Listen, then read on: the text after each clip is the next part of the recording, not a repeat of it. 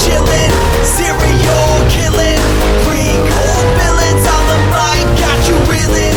5-star rated from the floor to the ceiling. If you catch a 1-star, no time for feelings. Got a demon DJ on the ones and twos, by the name Beelzebub, so don't get confused. So grab a seat by the fire, roast them all over two, and prepare to hear the legend of the Straight Chillin' Crew. What up, nerds, and welcome to another star-studded episode of Straight Chilling, the weekly horror movie review show where you chill and we kill, slice, dice, and chop up yet another horror movie. My name is Bob. I'll be your host for the evening. This is episode 429, recorded Sunday, June 25th, 2023. Tonight, we're talking about the winner of the June poll, which is Mars Attacks from 1996. Before we get into it, let me introduce everyone else on the show tonight. First up, calling in from Washington, D.C., we got your boy Randeezy. What's up, man? We come in peace.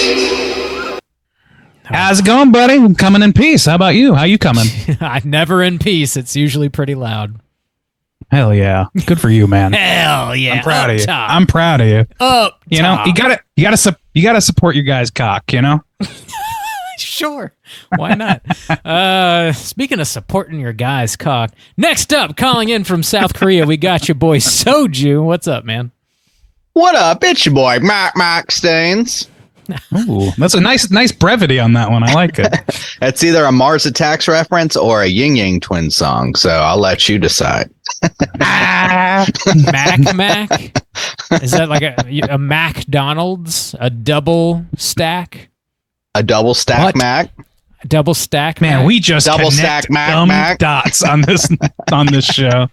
If there's a dot, we'll connect it. Since be damned. I think it's more I of can't an- leave my boy hanging. I gotta. You got to support his cock. I know. Your boy I know what Ronald it's about. McDonald. You got to support that clown's cock, is what you got to do. Damn. We're going places tonight, boys. It blows confetti. It's got one of those never-ending scarves coming out the tip. Speaking of hilarious ejaculations, last but not least, making his triumphant return to Straight Chilling, everybody welcome back our boy Mikey. What's up, man? Hello. Hi. This is so weird. What are your feelings on hilarious ejaculations caught on tape? I think they're all funny. All right. Good Yeah. man. I mean, there's no better feeling than pissing, shitting, and coming, right? I get all at the same In peace. all at the same time. That's what coming in peace is all about. I approve. We're all happy campers. Sure.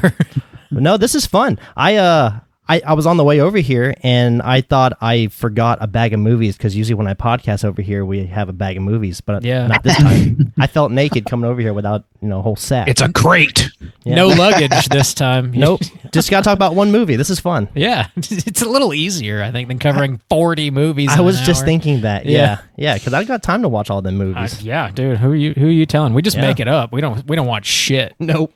If you Boys, we got the whole Straight Chilling crew together. We This do. is the squad. This is the team. The expanded team. family is in house. Hallelujah.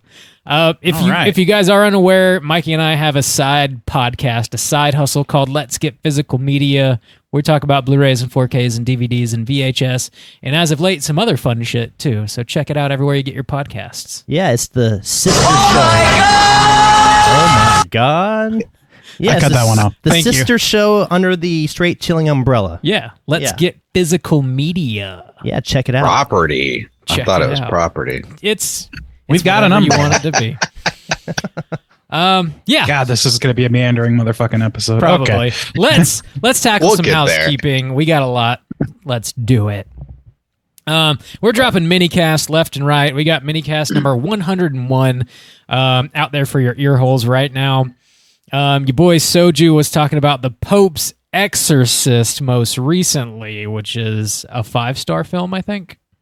The Pope. The actual Pope. Sexorcist. The Pope, Yes. Sexorcist. Sexorcist. Yeah, this was a weird kind of film to come out. I'm curious if like we see maybe more of these types of films where it's kind of like a horror hybrid. It's wrapped in a horror kind of dressing, but inside it's more of like a kind of action drama, which was curious. So, yeah, this was your boy Russell Crowe, and it was an interesting film. I'm a little worried. I hope Hollywood doesn't just like jump on the horror is profitable train and start filling these kind of movies. But as a one-off, it was kind of interesting. Actually, based on the recent box office returns, that's not a bad guess. Yeah. I know. Uh-oh. Yeah. Horror. Let's just jump on the horror train. But then again, Renfield kind of didn't do much, so maybe that'll be their canary in the coal mine. Because it was so mediocre. Dude, it's better than the fucking Pope's Exorcist. In my opinion, anyway. It is probably better than most of those big budget movies that bombed this week. Yeah. We got other minicasts coming out later. I don't know what they're going to be yet, but every other week we got a brand new minicast over on Patreon for you. So get excited about that. Have you recorded a new one yet, Bob? No. Well, then the next one's going to be Beau is Afraid. Maybe. Oh, boy. Oh, okay. Probably. We'll find out. That one's going in the vault. We got you're never going to hear my thoughts. We got a poll up on Patreon as well. We got a lot going on over at patreon.com/straightchilling whatever podcast.com. Check that out. Yeah, we got our July poll. Our July. I don't know what the URL is. Not able to say the correct URL, but okay. Patreon Straight Chilling Podcast. Search it; it'll pop up. Yeah, we got our July poll currently posted. This is Randy's takeover month. Randy, what's going on with our July poll? Well, we got ourselves some animated horror features, or horror-adjacent features, if you want to be pedantic about it, that are in the mix this time around. I heard, and I guess we'll hear the numbers shortly, we had one kind of steamrolling the others, and the options being Paprika, the anime film, The House, the Netflix stop-motion film, and Watership Down, the classic 2D animation. So, not cell animation, 2D animation. Bob? Justin, ask Bob how those numbers are looking. Bob, how those numbers looking? Can I respond, Randy? Is it okay? Bob, you go ahead and respond. Okay, thank you. Yeah, Paprika's still in first place handily, and The House and Watership Down apparently suck. Nobody wants to watch those. So. All right. And well, it's the last week. Next week, we'll have a new poll. Yeah. Whoa. We're going to need a real resurgence for one of those to take anything back. It sounds next month. I'm excited about next month's poll. I'll just tease it. Hold on. It'll be it, fun Bob. and exciting and tantalizing. And Doubt it. You're gonna love it. You're gonna vote. You're gonna vote. You're gonna vote your asses off, baby. Let me tell you. Man, no one's going to vote. No, it's not. No, it's not.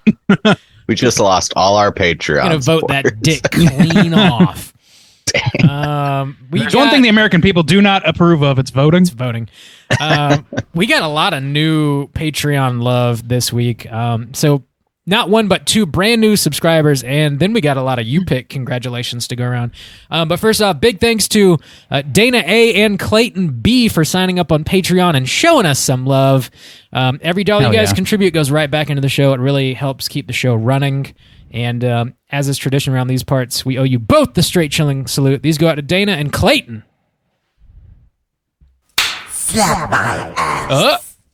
Slap me in the ass. Oh, yeah. Slap me right in the ass. Dana, Clayton, God bless you. God bless. God bless you. Thank you for the support and the red cherry asshole. The asshole. The red ass and the green bills. The red eye. Seeing red and green, baby. It's Christmas. It's straight chilling. Green? Money. Speaking of, that could be a segue. Okay. Let's move on. Yeah, great. What are you new? What is this? I don't know. It just we don't need to get into where my mind was going. No. Okay. Thank you guys for the love. We did open up the You Pick the Flick tier today. This is for the third quarter of the year, and big congratulations to everybody that grabbed a slot, which were Hydraberg, Carmen, your boy Dongster Sam, Brandon, aka Sasquatch, and of course Lomang. All right. Thank you all. Congratulations. Oh, yeah. Congratulations. Some of the picks have already been coming in, and I'm excited. Yeah, for sure. Yeah, just send us your picks as soon as you decide on what you want us to talk about. We'll get you on the schedule. And yeah, thanks again, guys, for showing us love. The U picks went in a matter of seconds this go round. Whoa. It was potentially the quickest they've ever gone. Oh, no, not again. I opened the tier, and then I think I hit refresh like a couple seconds later, and they were just gone. I was like, God damn. Hell yeah. It was really fast. Yeah, so I think that's all we got for Patreon. Juice, I think you've got some stuff. Oh, my lord. Yeah, so first of all, an early drop for this one, but the newest Creature Comforts is now up on YouTube. I was talking about The Wizard of Oz with Jacqueline from A Cut Above. So definitely check that out. Also coming out tomorrow is going to be Bob's new Tiki video, just in time for the 4th of July, and your yearly watch of Jaws. Bob, tell us all about your new Tiki video called Quint. Gave me a boner. Quint gave You me a guys missed the boner. bumps. Okay. I'm excited about this one. Yeah, a new Tiki video going up on YouTube. I wanted to make a Tiki cocktail that was inspired by the character of Quint from Jaws, the classic film that it's like the 4th of July movie. And so this drink is sort of inspired by a couple beverages that he is slamming throughout the course of Jaws. And I also wanted to make it kind of a light sort of summer poolside sipper. So if you guys want to make a couple of these, you can enjoy them on the 4th of July while you're slamming hot dogs by the pool. And if you do make them home, let me know what you think. Yeah, I dig this one. So check it out. Is there a Narragansett? There's Narragansett in it, yeah. That is a Hell great yeah. beer. I It do is. like that beer. Yeah. That's the greatest like cheap out beer of all time, I gotta say. It's the greatest like budget beer, I guess is the nicer way to say it. Cheap out. Cheap If you're out. a cheap little bitch, you love Narragansett. If you're That's me. fucking poor. Wow. Somebody was telling me that there's a shortage of Narragansett. It's apparently somewhat difficult to come by. So Godspeed if you're out there trying to find some. Quint's Damn. Quench. Check it out on the YouTube. Check it out. Juice, you got anything else? Did I do any features last week? I don't think so. So I guess starting tomorrow, our feed is going to be just chock full blown the fuck out of Spy fan coverage. So keep an eye out for everything that's popping up for that. But other than that, I think my house is clean. What is Bifan for those that might not be aware? Thank you, Bob. Yep. This is the Busan International Film Festival. It is a film festival out here in Incheon, Seoul, which is it's a big international film festival. There's going to be movies from all over the place. A lot of Australian, Japanese, American films, Korean films. It's 10 days long, so we got a lot of coverage to go. I'm going to be doing some interviews. Already got those lined up. They're going to be doing some actor highlights and opening and closing ceremonies. So lots of stuff going on. Sweet. Yeah, the Chattanooga Film Festival started this past weekend, and we've got a pile of screeners to get through for that as well. You probably won't see any coverage this week of Chattanooga Film Festival, but that will be coming very soon. Hell yeah. So keep We got your a eyes lot to peeled. cover. Yeah. God damn. Randy, you got anything? The only things I'll bring up are something I mentioned before, which is the A Cut Above episode that I featured on that dropped last week, right? A little over a week ago, actually. That was the Gemini Home Entertainment YouTube series coverage. I had you weren't here to plug it last week. I plugged it in advance the week before, but I didn't even think I'd be here for this one. So I'm glad I got a chance to plug it. It's a lot of fun talking about that thing. I recommend that. I also have an upcoming recording with our good friend Nicole over at Light and Shadow Podcast. I'm not familiar. You're not familiar. You've never heard of her, so this is for aficionados only. Okay. the Light and Shadow podcast. I will be recording with her soon. I don't know if I'm supposed to drop what that's going to be on or not, so I'll just say keep an ear to the ground with the Light and Shadow podcast. I'm going to be on there soon. I'm super excited to hear you on her show. She sort of like started really getting to religion and horror, and she's got a lot of guests lined up and a lot of great movies that she plans to talk about. So definitely keep your eyes on Light and Shadow podcast anywhere you get your podcast. Nicole's got a lot of cool shit coming your way, so check it out. Last thing I got, Joe Bob Watch Party last Friday was great. Thanks for hanging out. We're going to be doing it again this Friday at 9 p.m. Eastern Time. Joe Bob Watch Party. I'll throw a Zoom link out there just before showtime if you want to join in on the fun. There you go. How's this house looking, Bob? I think it's clean. This house is clean. All right. You be keeping filthy houses these days, boys. No, man, I'm ready to talk nerd. Damn.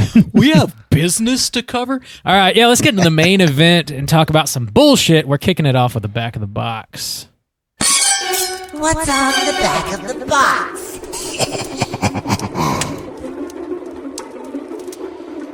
Bomb, how many of these boxes do you have? Couple. A couple. A couple right? does. Is that all right? Baker's does. Nope, that's not all right. How many miles of dicks is that, Bob? The police have been notified. It's a lot of dicks. We're finally talking We're hunting for dick. We know you are, Bob. Hell yeah. We're talking about Mars Attacks. I want to say this was on 2, maybe even 3 of our polls. It finally won. So I'm happy we're getting to it now. This is from 1996, rated PG-13, mind you, with a runtime Another one of an hour and 46 minutes.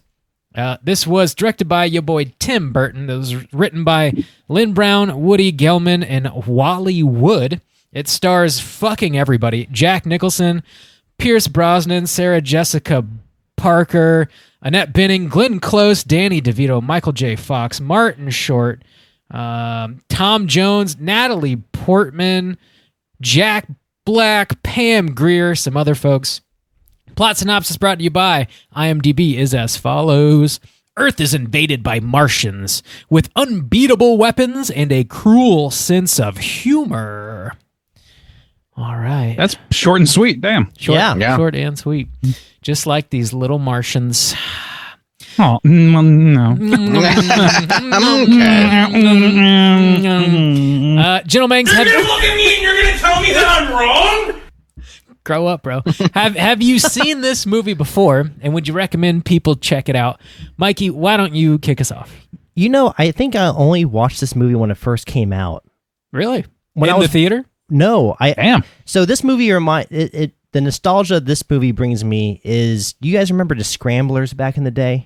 No. Where people had like the illegal pay-per-view movie channels? Oh, at yeah. home? Yeah. Cable guy, baby. Yeah, so this is what it reminds me of, because I remember the same year this came out, I was always flipping back and forth from this movie and Dusk Till Dawn. And Dusk Till Dawn was like one of my favorite movies. Yeah. So I think that kind of overtook it. But I remember watching this movie and I remember enjoying it. And when I was watching it actually this morning, I didn't remember shit. Yeah. But I do recommend watching this movie. It was a lot of fun. You definitely get the Tim Burton feel. You get a lot of cameos. I call them cameos because there's a lot of actors in this movie, but a lot of them didn't have a lot of screen time. Yeah. It's ensemble, but like overblown ensemble. Yeah, I feel like you get more Jim Brown than anything. That's Byron. Yeah, he's got a decent role in this. Yeah. Ray and Deasy, what about you? Oh, yes. This is a film that I watched quite a bit. I think the first time I saw it was not in theaters, actually. I think our good friend that we grew up with, Chris, showed me this film at one of our mini hangouts. And yeah, this was around Men in Black came out like the year after this. I think we saw that. And then he's like, you got to watch this too. And yes, those two movies are inseparable in my mind, not just because the soundtrack is, I don't know if it's exactly the same song that opens both movies by Danny Elfman, but it might as well fucking be. They're like the exact same fucking song. But that sort of like upbeat, like theremin filled Elfman quirky music for a space, alien comedy. Yeah, this was all in my wheelhouse growing up. So I very much have seen this movie and I recommend it. I love it. I think it's great. I have a lot of, maybe a little bit of rose-tinted glasses, I'll be honest, but I do really, really like it. All right, Juice, what about you? Yeah, this was one, that I remember being on cable television or just television in general a lot back in the day. And so I've seen it. I don't know how many times I've seen it, but I did in a way kind of grow up with it. And yeah, I would recommend it. I think this is still when Burton is at his kind of like creative heights. It's before Planet of the Apes, which apparently just ruined his brain. Ruined with Wahlberg will do that. Yeah, it was all downhill from there. But it was interesting watching this film because, recently we covered Starship Troopers and even in that, we kind of mentioned Men in Black and stuff. And it's interesting because I was realizing the 90s are filled with these kind of like pulpy, retro, fun plays off, sci-fi and aliens and stuff like that. And looking back, I guess it was, like 30, 35 years in the past, like retro stuff. I was like, hey, this is like our big 80s explosion now, like, oh yeah, remember that retro shit back in the day. So it's kind of cool to look at it through that lens of like time of why it's so quirky and kind of played for fun and stuff like that. And it was fun to kind of like look at it through that lens this time around. So yeah, I would check out, I would recommend people check this out for sure. Bob, how about you? Yeah, I'd seen this several times before. I think I saw this in theaters. I'm not totally sure. I remember watching it a lot as a kid, and I had the goofy little like plastic flying saucer toy thing from it. So I've definitely got some nostalgia. I might share that rose-colored glasses that Randy's wearing. But I love this movie. It's one of my favorite Tim Burton movies. I highly recommend people watch it. I mean, it's not a straight-ahead horror movie. There's a lot of gore, but there's plenty of comedy. And if you're into like science fiction, just fucking anything, just watch it. Just watch the movie. I would even hesitate to say it's got a lot of gore. I think it implies some gore, maybe. Yeah, but it doesn't quite gore. It's just it depends on how generous you're being, I think. Sure. So, yeah. Bob's a generous man. It's not going to turn your stomach. I mean, it's PG-13 after all. So, yeah, that sounds like a across the board recommendation from the Straight Chilling crew. Let's get into the main event. We're going to spoil the shit out of this movie, and here comes your warning.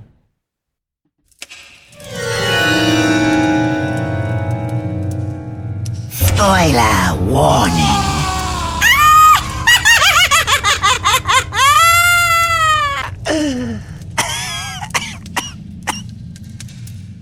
I keep having like little mini panic attacks because we weren't expecting Randy on this episode. So I keep thinking like, oh shit, I got to play the bump. Oh no, it's fine. He's here. It's fine. Oh, heavy lies the crowd. I don't have to do shit. Thank God. Bob, you got that plot synopsis? Yes, I do. Hit me with it. Here we go. When Earth is visited by a massive fleet of flying saucers from Mars, President James Dale addresses the people of the United States. Meanwhile, talk show host Natalie Lake and her boyfriend, news reporter Jason Stone, interview President Dale's scientific advisor, Professor Donald Kessler, on TV, but the broadcast is interrupted by the Martian leader. As the Martians land in Nevada, we see several people around the country reacting, including a donut shop employee, a casino owner, and an ex-boxer, among several others. General Casey welcomes the Martians to Earth and is greeted with a message that, when translated, says, "We come in peace." A hippie releases a dove into the air, and the Martians shoot it down with a ray gun. They then start blasting all military personnel and civilian onlookers alike. Professor Kessler convinces the president the attack was simply a misunderstanding. The president agrees to let the Martian leader speak to Congress and apologize, but instead they pull out their ray guns and start blasting yet again. The Martians also take Kessler and Natalie up into one of their spaceships and do weird experiments on them. President Dale narrowly survives an assassination attempt by a Martian disguised as a sexy blonde woman. After this, the Martians launch a full-scale attack on the entire planet. We focus on several characters living in Las Vegas as they attempt to flee and fight for their lives. Richie, the donut shop employee, goes to get his grandma from her assisted living facility. In the process, he finds out her old-timey music can make the Martian heads explode. Specifically Slim Whitman's timeless banger, Indian Love Call. The Martians infiltrate the president's top secret bunker and kill him as well as his entire cabinet. Back in Las Vegas, Byron, the retired boxer, fights off dozens of Martians, so a plane with his ex-wife and kids on it, piloted by Tom Jones, can take off. All around the world, we see Martians being defeated by Slim Whitman's incomparable yodeling skills. After the war is over, the president's daughter presents Richie and his grandma with a Medal of Honor. We also see Byron and his family and Tom Jones are all okay. Roll them credits. Singing happy. Yeah. It's not unusual, boys. Singing away. Something that I did not ever realize about this movie is that it was based on trading cards by the same name. Did you guys know that? That was news to me. No. I had no idea. It took several years before I knew that. Yeah, like as a kid, I definitely didn't know. I probably was in college when I learned that.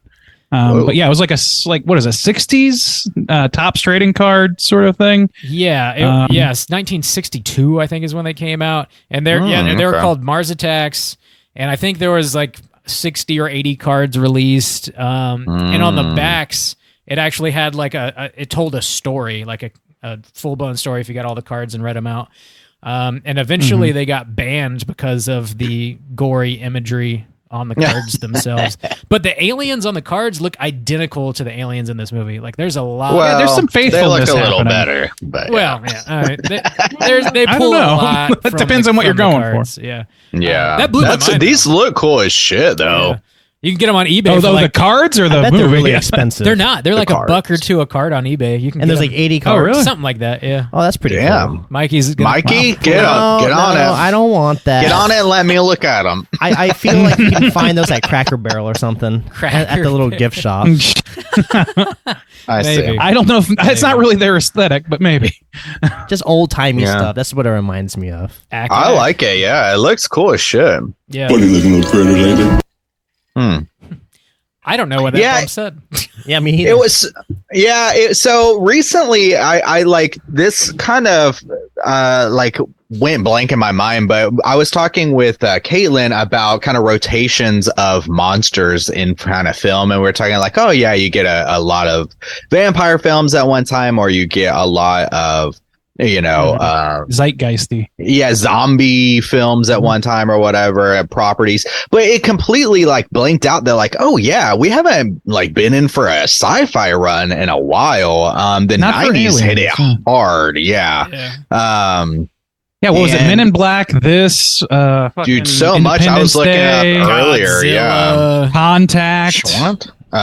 Contact. Let me see. I just had it up. Galaxy Quest, Starship Troopers, Fifth Element. Damn, yeah. A lot of it's very like 60s pull too, because they're pulling from like Star Trek and like these Topps trading cards and things. It's like Flying Saucer. This is the one that's like most obviously like pulling from that sort of like pulpy comic booky sort of feel, 1950s science fiction movies and sort of like that what is that, like Attack All Martians or something like that. There was a game that kind of did the same thing. Kill All Humans or something like that. Destroy All Humans. Destroy All Humans. They had a re-release of that.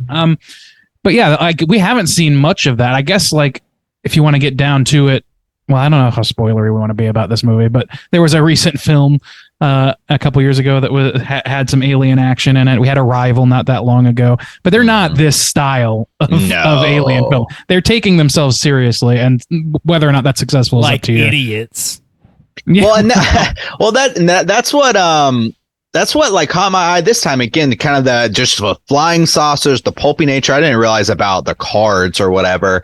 But yeah, just having that kind of like retro flair of it all was a lot of fun. I was like, oh yeah, like just I don't know. It's kind of maybe I'm jonesing for another kind of sci-fi comeback like this, because even the X-Files was so big and like what's out there and stuff. Tom Joneson?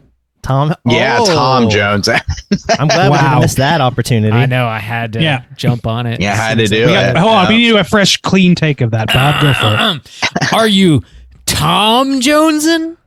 Oh, shit! Yeah, I mean, even like Lost in Space and stuff like that, like clearly it was just it's a lot like done in fun, like we said, Men in Black, Starship Troopers. It's all kind of campy, play it over the top and stuff. And I kind of miss that tone a little bit, honestly. Yeah. Anal probe jokes, that sort of shit. Yes. Yeah. I love the fact that Put you guys anything are, in my ass. I'm desperate. Oh God. No, I'm so glad you guys are saying that because I remember last year when Nope came out, and I feel like that kind of gave the resurgence of like alien shit. And ever since that movie came out, I've started just Tom Jonesing for alien stuff. Whoa. Yeah. So I've been watching alien stuff nonstop. Unsolved mysteries, old 90s unsolved mysteries, the alien edition, all that stuff. I'm all about it. And I feel like this movie would have been a lot better if we got some anal probing, but we didn't get any of that. I agree. Zero anal Oh yeah, probing. that's kind of surprising. Very surprising. It would have been fun. I feel like in the zeitgeist, like not movie wise necessarily, but there's been more like conspiracy theory and true crime have been more like the thing. We That's live a conspiracy theory. I know, and that's why it's because we reflect it basically. But yeah, I don't know. I would love to see more like sort of lighthearted alien shit going on. The storming of Area 51 was as close as we came, I think. Yeah. Well, I guess you're Bunch right. Of kids Naruto running at fucking army bases. I forgot that happened.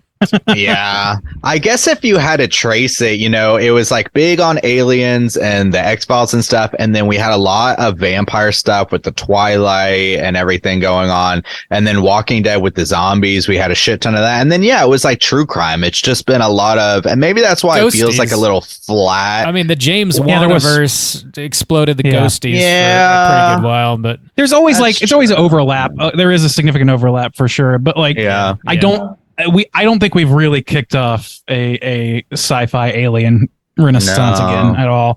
So maybe we're in for it. Maybe we're overdue. I'm hoping that we get to it. But like lighthearted in general in cinema is not really happening right now. The aliens in this movie, they're not like anal probing anybody, but they do have like a sense of swag to them. Yeah, we don't know that, I guess. They got silky red draws. Dude, I know. They're just wearing like satin draws on their fucking spaceships and nothing else. And they're like, cutting people's heads off and putting them on chihuahuas and just, they're like entertaining themselves looking at Playboys. They had huge glutes, but like underdeveloped hamstrings. Yeah, it's all about that ass. Dude, their bodies are nasty. They're they're string bean bodies. Body shame the aliens. I'm gonna body shame. They got that's always one. This movie has this kind of like underlying, well, it has a underlying a lot of things. But it's kind of like nastiness, where, even the lady says like, oh, they're disgusting at first, like their brains are exposed, their bodies are, flesh colored, but so scrawny and like disgusting looking. I kind of like how they play that up. I don't know if they're flesh. I guess really? Were they? They weren't. Were they green? Yeah, dude.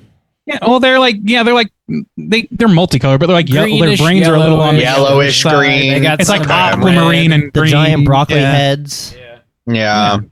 They got little gill flaps and shit those around their flaps. Oh my god! Right. Yeah, there you go. And they're they're absolutely true to the. I don't like the gills either. Oh yeah, I like it all. Like I'm not bothered. I've never been like none of it ever like creeped me out because I don't know. A, because it was so silly, but B, because like the CG isn't like believable. It's not very good. It's just stylish and fun. Like the character design is great, and it's because it's like so I don't get creeped out by it at all. When their heads pop, they look like fucking jujubes or not jujubes, like gushers. Gushers.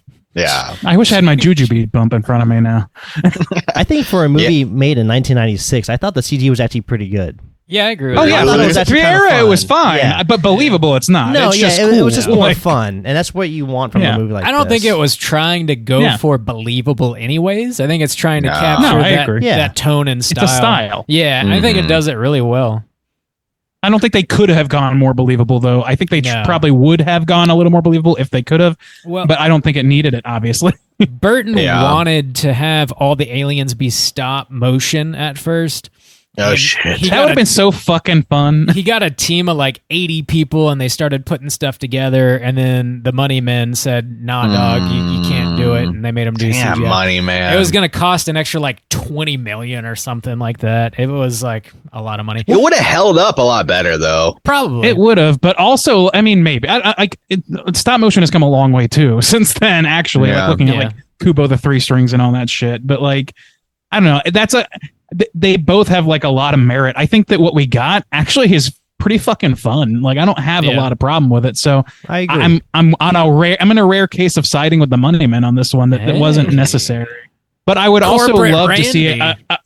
I'd love to see like I don't know, test footage or something of the stop motion. Yeah, that would be cool. Bob, any specials on there? Specials? Like yeah, that? I don't think there's any like stop motion footage. There's there's boner features for sure. What are you even buying? Yeah, Bob, come on. I don't know, money man. Whatever you're selling, okay. Added nothing to that conversation. Yeah, I don't. So the aliens don't bother me, and since they're played as fun, it's like very easy to overlook. But I mean, there were some things this time. They don't necessarily bother me because the tone ramps it up, but I wouldn't say that they hold up. You know, the dog, situations of switching the dog out on the body and stuff like that. The lasers are fun. I do love how the lasers kind of like engulf people, and then they're these bright ass skeletons. Like red and that shit holds up. When it's a mix of those things, I think it works really well in the ridiculous tone. Some about like the dog stuff to me. I'm trying to think of maybe some other instances of where it didn't bother me. I do love the woman with the crazy hair though. She is a good mix of over the top campy ridiculousness and like kind of creepy, honestly. You're talking about the disguised the disguised woman who goes into the White House or whatever. Yeah. The one with Martin Short. That scene is fucking incredible. I love that scene. You know, I read she's from We're Still Here. She's in that movie. Really? I read that after I watched the movie this morning. I was like, "Oh man, I gotta say that." I didn't realize that. I know. Oh. Yeah, and now you have. At the time of the filming of this movie, that was Tim Burton's girlfriend. I don't know if they ever got married or anything. I'm not sure. Makes sense. She's super pale. Yeah, the way she like floats. You can't like the sun and date Tim Burton. Yeah. I don't know if she had like rollerblades on or if they had her on like a dolly but like she moves in this super unnatural way or maybe she just it's got to be the dolly. Yeah. It's badass, man. Yeah, I was thinking she was on the rollerblades or something, chewing that winter fresh, scooting around. Martin Short was fucking horny as shit. Oh yeah, he was looking at whores. And like, what's up with this? The White House security? They don't give a fuck. They just let Clifford bring whores into the damn White House just willy nilly. Clifford? Did you call his ass Clifford? That's Clifford, dog. Every time I see Martin Short, I call him Clifford. Well, I like the kind of I guess political criticisms or just the kind of commentary on the day. It's like so quaint now. You know, because it's like, oh, these liberals don't want to fight, and they're inviting women into the White House and all those kind of things. It's like, man, woo, what a golden age. Well, I don't know. I think it's like trying to do the bipartisan split commentary, and in that, it kind of loses any like real anything to say. It's just like really politicians are ridiculous. Yeah, I don't think I think it's really just like everything in this movie is a non sequitur to the next. It seems like it's just little vignettes that are fun, and that kind of makes sense considering it is from these fucking trading cards. These are not like whatever story exists in those trading cards. They're in service to whatever was drawn for that one trading card. You know what I mean? This movie could have easily been a series of shorts with beginning, middle, and end, and then be fine. Like it would have been an anthology. The screenwriter apparently didn't realize there were stories on the backs of the cards before he wrote the screenplay. So I don't think he actually took a whole lot of inspiration from the card's story anyway. But then he erred in the best way, I guess.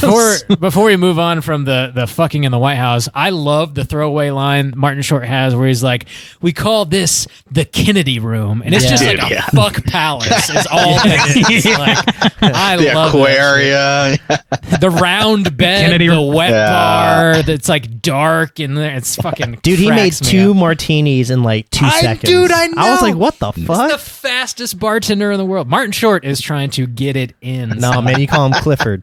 You see Martin Short, you call him Clifford.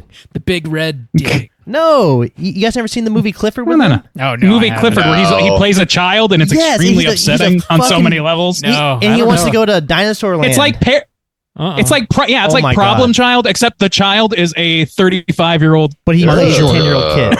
That sounds weird. And was it It's Charles hilarious. Grodin or something? He's always kind of bothered me in a little bit, or like in a little way, which also kind of leads me to an interesting thing about this movie, which Matt kind of brought up when we did Starship Troopers, but it's got this kind of layer foundation of obnoxiousness, and through so many aspects, and some of the actor choices that are being played here, but also like some of the style choices, like when they're doing her talk show and her outfit with the black and white patterns going on, there's just like this level of tacky obnoxiousness that makes me like irrationally angry sometimes, where I'm just like, that is terrible. Like, it's got this like layer foundation of obnoxiousness kind of like built into almost every kind of scene or whatever, which is interesting that it is still so kind of fun to watch. But I could easily see somebody being completely turned off by this movie in the way that Matt was. Sure, I guess. I don't know. Like, No, the tackiness.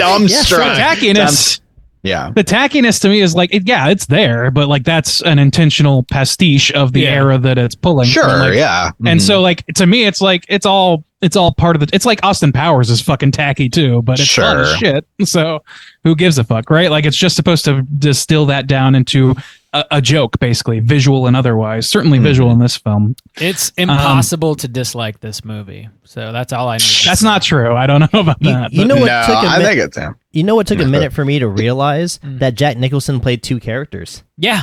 I thought the Vegas kind guy, of unnecessary. I thought it was Nick Nolte for a minute. Nick Nolte, yeah. Until like three That's scenes fair. in, I was like, I thought it was Nick Nolte, but I was like, that's not him. And then I realized it was Jack Nicholson the whole entire time. Oh, that's Jack Nicholson doing Nick Nolte. Oh, Yeah, that whole character and plot was kind of nothing. That was a lot of them were though. Like Jack if you Black, want to that's look at the this thing. as a Yeah, all the Slice of names life kind of thing. popping up. Yeah, it's like, oh shit, I had forgotten a lot about, even like Natalie Portman's in here, but yeah, everybody only gets like 2 or 3 scenes outside of the president, outside of Byron.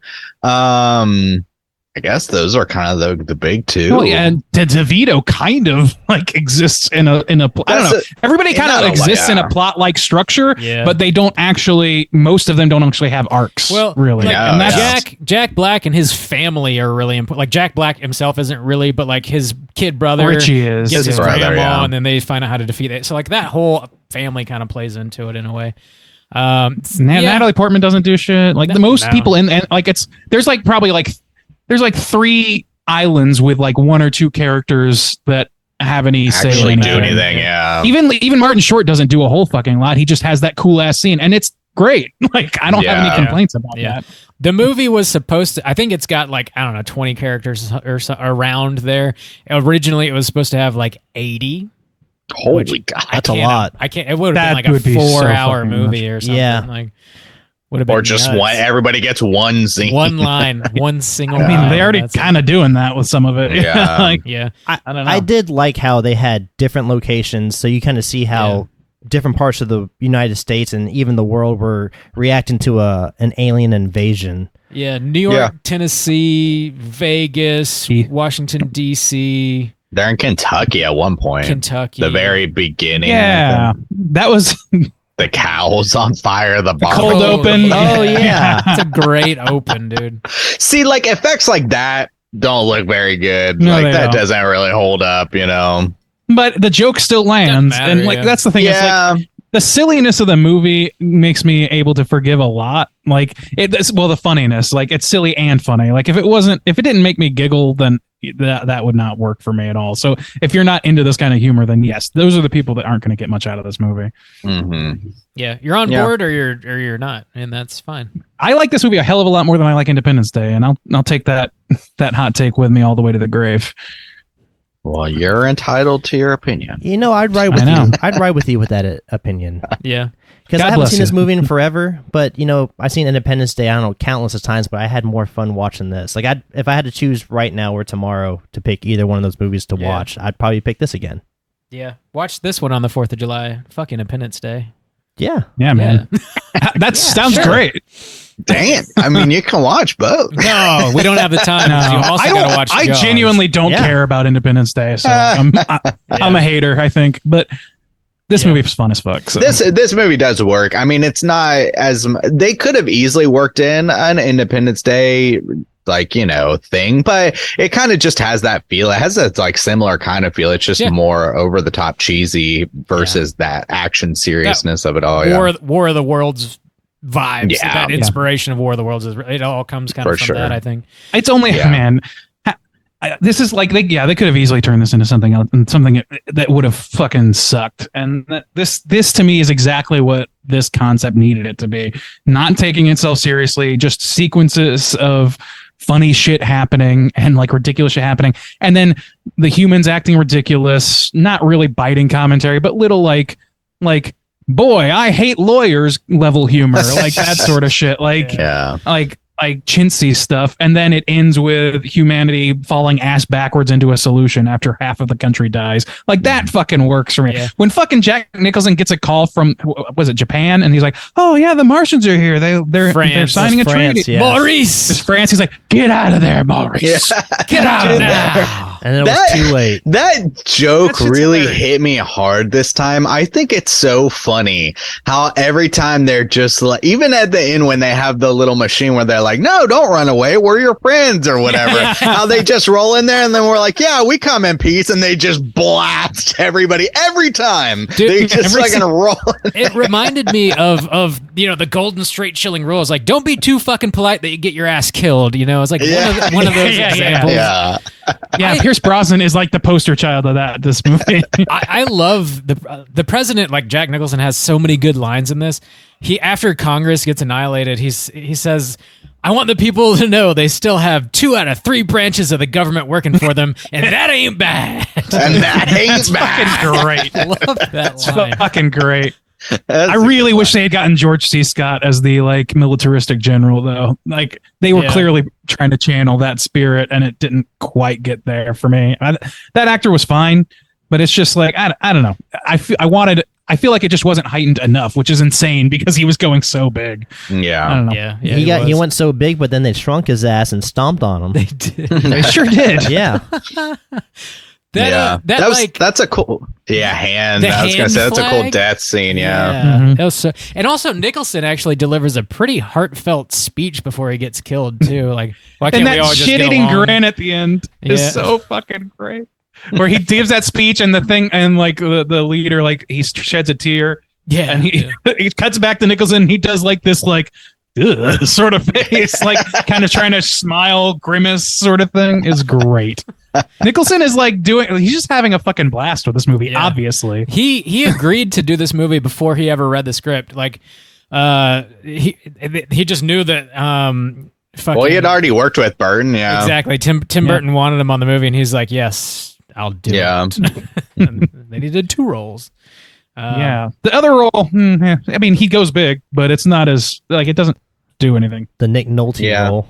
Yeah, the Nick Nolte role. I understand what they're going for, I guess, as a character, but it doesn't service anything, and it's not quite funny enough for it to. There weren't even really big jokes in that plot. No, he was just kind of being big. That's yeah, it was weird. Yeah. I wanted more Danny DeVito. Yeah, same. Me too. I wanted more Frank. More Frank blasting. He didn't blast. I mean, he was rolling hot on that dice table, though. He was. Yeah, he was rolling them bones, dog. It's a lucky thing I had my pieces. My gun. Anyway, I started blasting. Bang! Bang! Bang! I didn't know if they wanted money or something sexual. Something more sexual. Something. Always comes back to Sonny. It's one or the other. Always. Money or sex. Yeah, so I don't know, how do you, this movie is, it feels like it could have been, a 15 episode season of an Adult Swim show, but it on an A-list budget. That's what it feels like to me.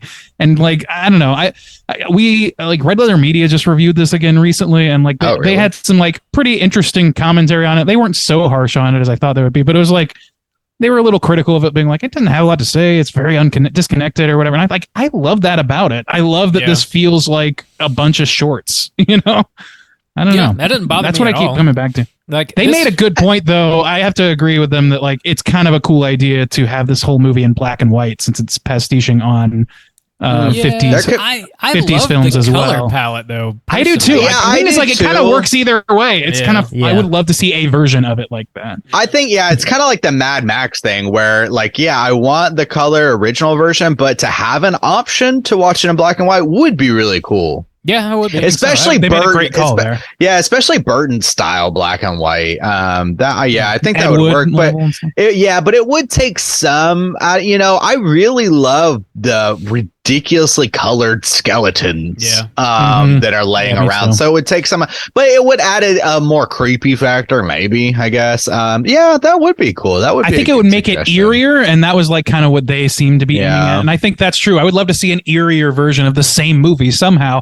But like looking at it as it is in this like insane, like that opening scene, not opening scene, but like the title sequence where they just start rising out of the like brightest fucking monkey ass red Mars you've ever seen in your life.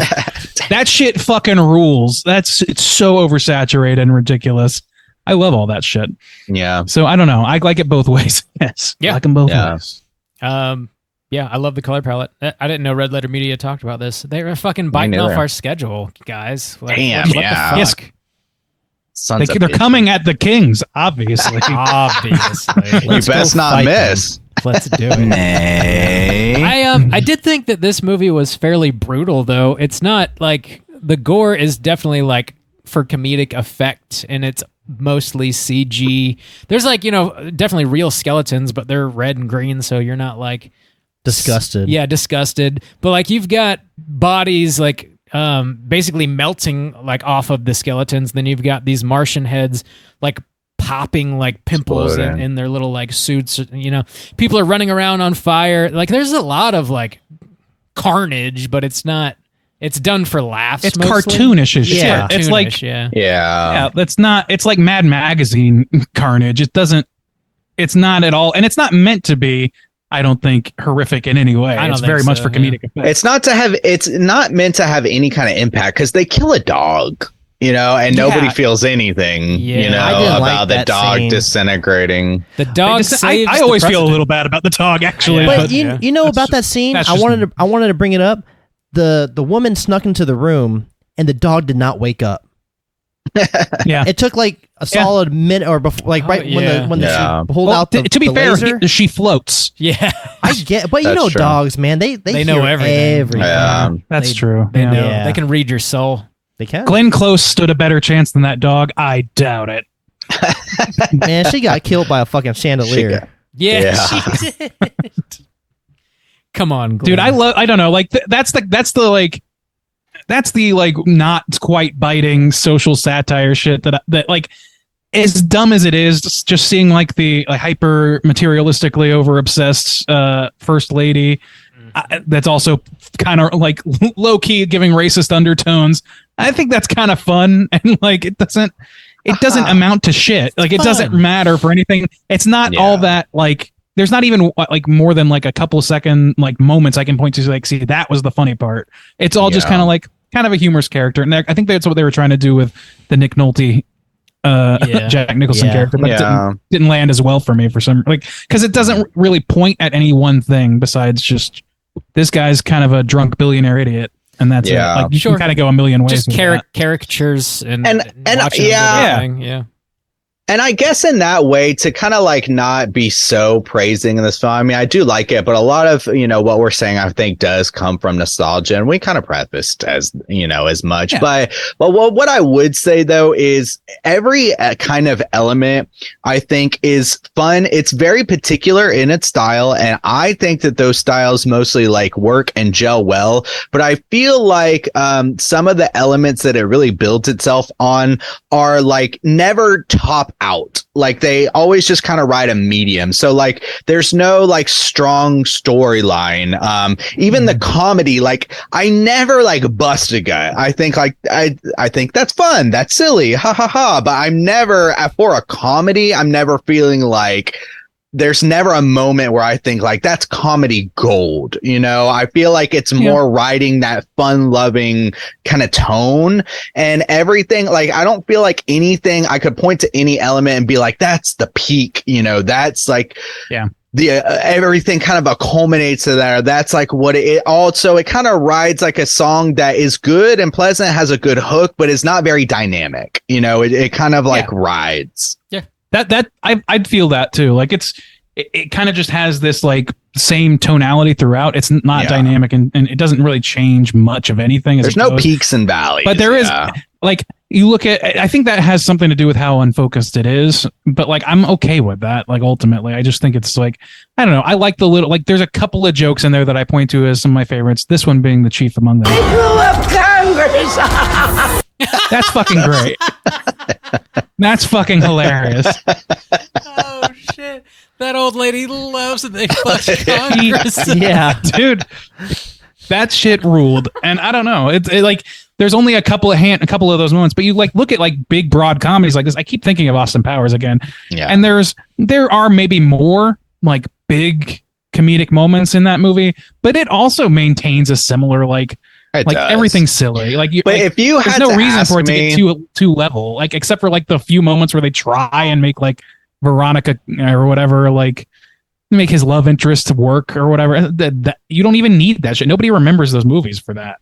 Well, if you like before I watch this, maybe probably even now, if you're like, hey, think about these two movies, Austin Powers, Mars Attacks, which one is funnier? I would be like Austin Powers by 1 million in my mind. You know, like I think that joke, or I mean but that movie's, you know, straight comedy, but it is a lot more there. It's a central character and stuff, and he has this kind of personality. I think that's kind of what this movie is lacking, is like, even like, you know, the president has like some great moments, the grandma and the kid have like some fun moments, but because you spread yourself thin against like so many, like when Jack Black died, I was like, oh my God, I kind of forgot that just so many people just don't really do anything. He has like one kind of joke where he charges in and the gun falls apart, and then that's it. He also ran in the line of fire.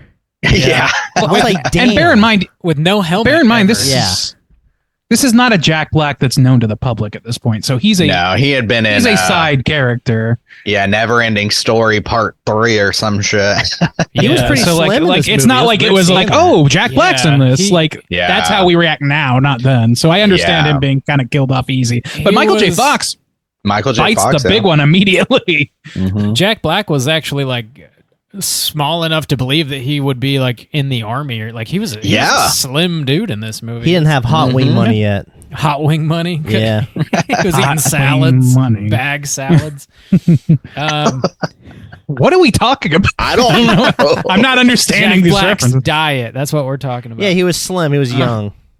It is not in the file. There's something that like dawned on me when I was watching this. Like, speaking of, to the point of like, there's no real like central character. It's just sort of like just a bunch, like an ensemble cast, I guess. It made me think of Wes Anderson's filmography and how like that's sort of his style of filmmaking overall. And I was like, this is just like kind of Tim Burton's Wes Anderson movie almost in that way. It made me think of that. I think you might have it backwards. I think Asteroid City is probably Wes Anderson's Mars Attacks, and I also think like I see more Christopher Guest in terms of the tone of these movies. Like I feel like I can see that. Like that's just like this is like an ungrounded, untethered to reality like ensemble comedy, and like ensemble comedy and with like just a little bit of off the ground is what Christopher Guest does. It's like they blew that shit right the fuck up and threw aliens. All of Christopher Guest it's all improv though. This doesn't have that improv. Yeah, that's true. I would say if you're comparing to it's just the ensemble that I'm reacting to, I guess, and maybe you too. Yeah, mostly. Yeah. I would say like Edward Scissorhands is like in tone and like what's going like the setting and stuff is more Wes Anderson. Yeah. Edward Scissorhands. Okay. Yeah. I thought you were okay. I don't know what I thought you were saying. Okay. Yeah. Just the ensemble cast and like the bright color palette. I think if this movie was like less violent and like more symmetrical and muted in tone, it would be probably Asteroid City. I don't know. It's just like Tropic. I'm looking at like ensemble comedies, and there's like a lot more like apt comparisons actually. Like Tropic Thunder is probably a little closer. Yeah. Anchorman's a little closer. Fucking Monty Python and the Holy Grail's a little closer. These are like this is like high tier silliness. Yeah.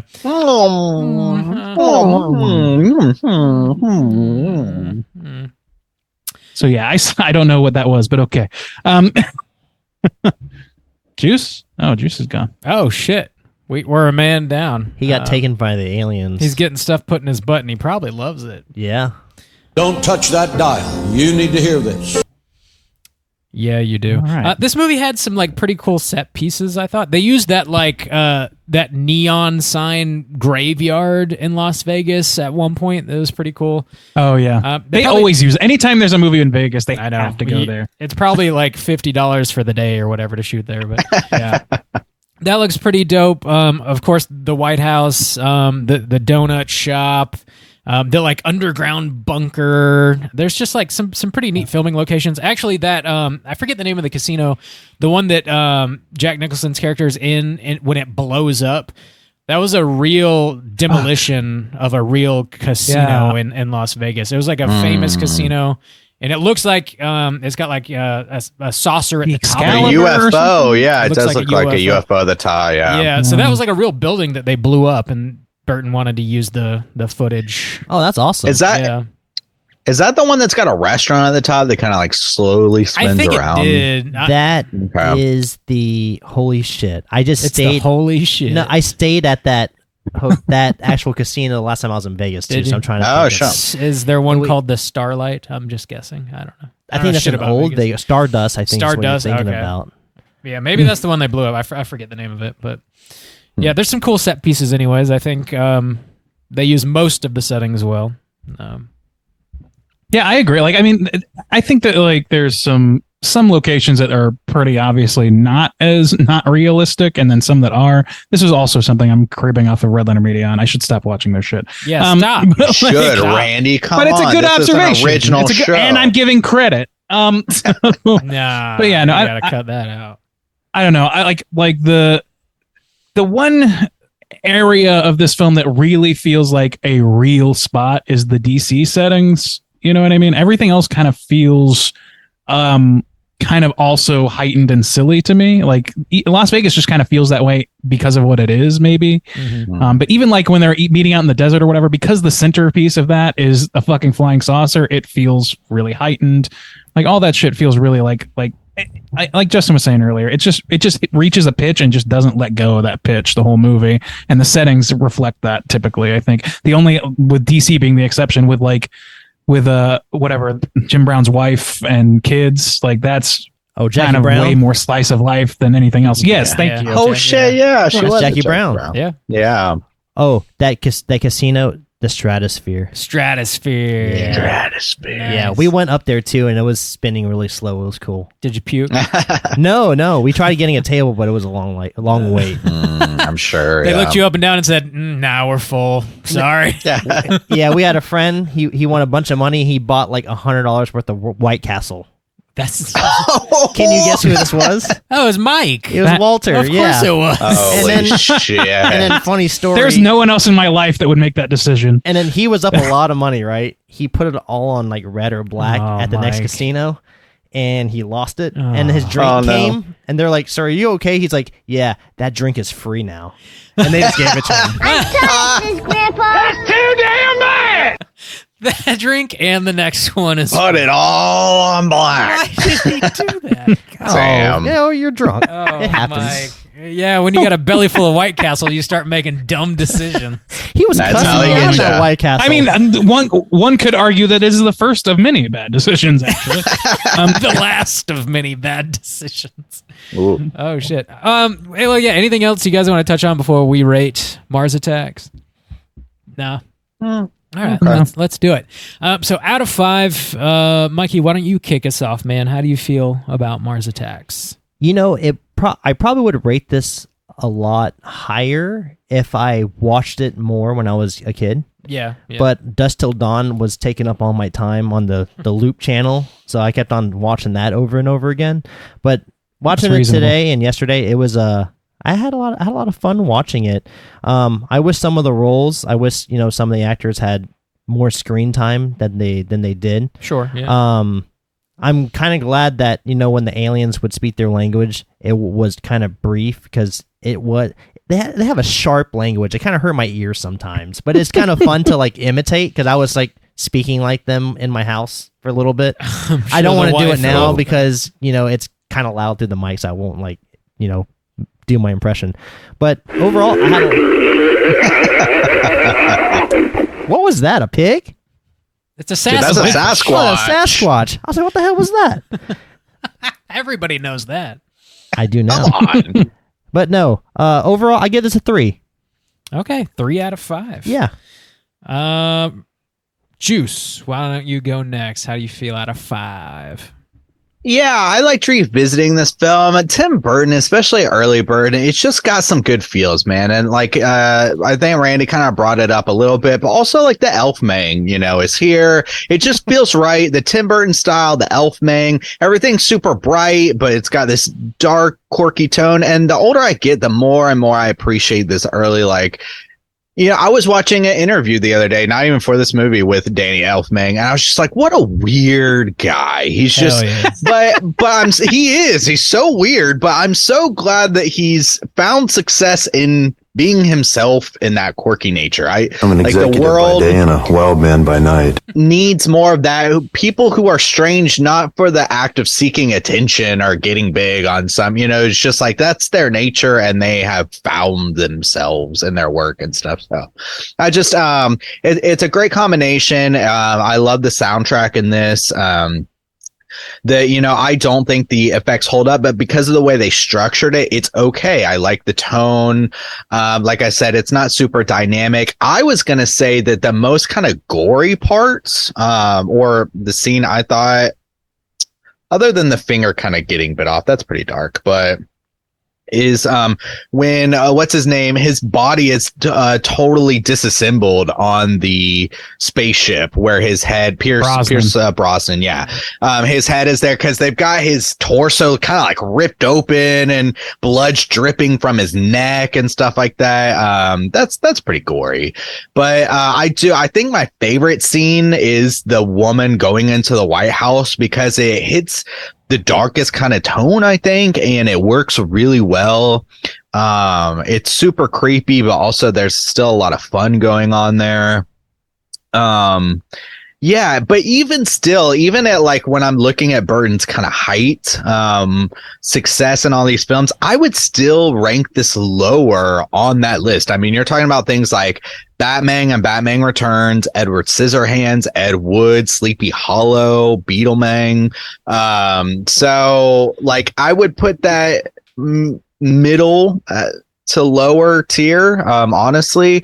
So yeah, this is fun, but it's kind of capped for me. It does have that kind of built-in obnoxiousness that like if you're not in the kind of mood for it, I could see where it could kind of grind on you a little bit. But I love a lot about this. I love the aesthetic, the skeletons and the like ray guns and the just UFO flying saucer shapes and stuff. It's a lot of fun.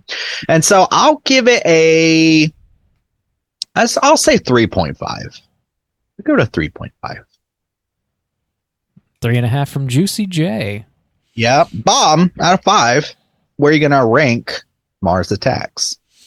I really like this movie quite a bit. The cast is incredible. Even if some of the characters you don't get to spend a lot of time with, I'd rather have, Jack Black or somebody else recognizable than just like a red shirt that you don't really care about at all. I think the recognizability of these like A-listers just sort of adds a little extra charm to these characters that you only get to spend a very small amount of time with.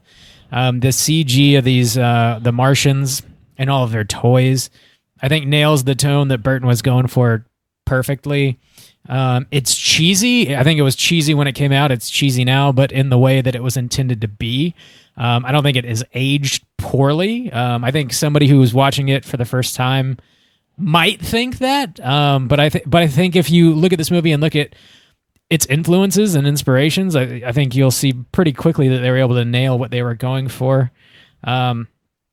I like that it feels kind of expansive, and you get to see these like slices of life and all these different cities and stuff. I think there are a handful of jokes that really made me bust a gut. It's not like consistently hilarious necessarily, but that fucking Kennedy room joke slayed my ass. It got me good. I love like the way the aliens look. They've got these like weird machines that they use, like this tiny little like horn thing that absorbs a bomb and like farts it back out. There's like an Iron Giant machine thing that chases the kid around in a truck. They're red and green blasters that turn people's skeletons red and green when they die. The look of the spaceships with like the little ray gun that comes out the bottom, just their overall outfits. The hand flag murder thing, the sexy lady outfit thing, and her like nitrogen chewing gum. Like there's just a lot of like pretty interesting things that they put into the way that the Martians work and look in this movie. I think there's some pretty cool set pieces. They already rattled off. The choice of this like crazy yodeling song being the thing that defeats these incredibly intelligent and well-equipped Martians is fucking hilarious. This like goofy old yodeling nonsense just blows their brains. Was it Marty Robbins? I forgot. Slim Waltman or Slim Whitman? Whitman, yes. I downloaded the song after I watched the movie. Did you rocking out to it all week? It was just funny. It is funny. Take that shit to the gym, bro. Blast that shit. That'll make you back squat 400 real quick. Yeah. The heavyweight champion of the world, like boxing Martians and like cracking their skulls, I think was a cool scene. I don't really have a lot of negatives. I love the score with the theremin. Maybe you could have connected all these characters together to drive like a bigger point home. I don't know. I think there's enough that you can pull from this movie if you really want to, specifically with Jack Nicholson as the president and everything he says being essentially nonsense in a very hilarious way. I think there's a lot to pull out of it if you want to, but I think it's insanely entertaining.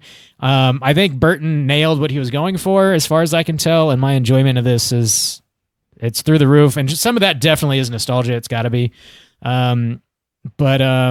Yeah, I'm gonna give it a 5 out of 5. Perfect. Hell yeah, dude! I love this movie. I really do.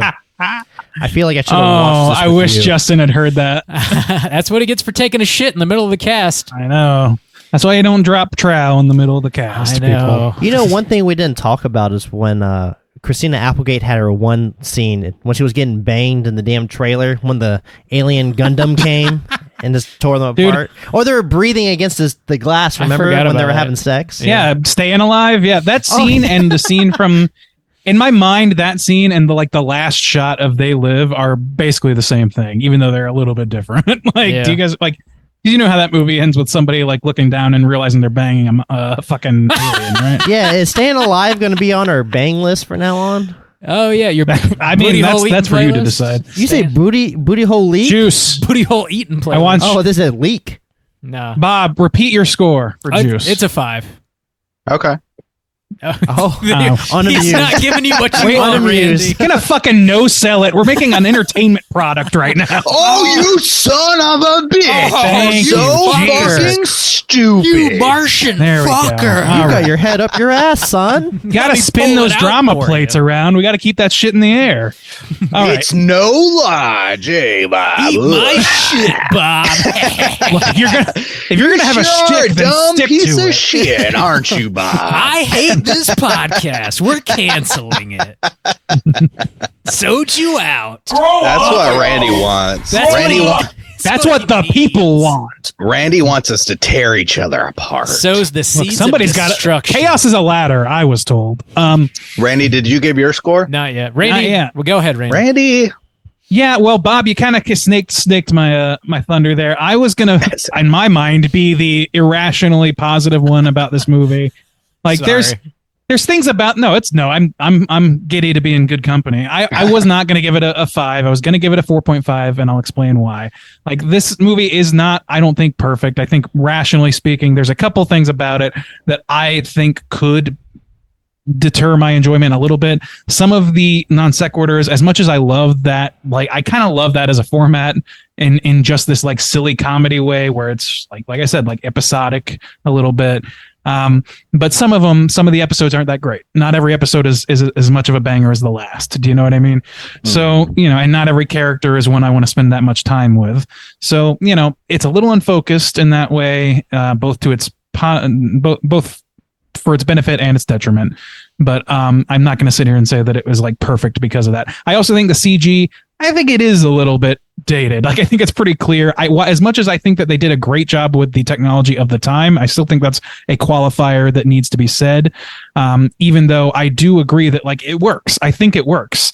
I just don't think it works on a level that's completely timeless the way that I feel like it could have been if it was made with the exact same aesthetics now, but with like greater textural capabilities, for example. I just think it was just of its time. I think you really have to say that about the CG.